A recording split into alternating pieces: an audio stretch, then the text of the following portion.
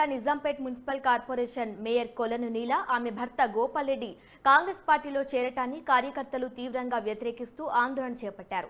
ఉదయం మున్సిపల్ కార్పొరేషన్లోని పలు చోట్ల నిరసనలు వెల్లువెత్తాయి.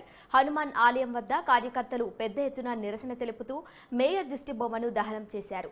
నిన్న మొన్నటి వరకు బీఆర్ఎస్ లో ఉండి అక్రమాలకు పాల్పడుతూ నేడు అధికారం కాపాడుకునేందుకు కాంగ్రెస్ పార్టీలో చేరటాన్ని ఒప్పుకోమన్నారు. కార్పొరేషన్లో 200 కోట్ల మేర అక్రమాలకు పాల్పడి నేడు తన పదవిని కాపాడుకోవడానికి కాంగ్రెస్ లో చేరితే సహకరించమని కార్యకర్తలు హెచ్చరించారు. కాంగ్రెస్ లో చేరితే పార్టీకి మూకుమ్మడిగా రాజీనామా చేస్తామన్నారు.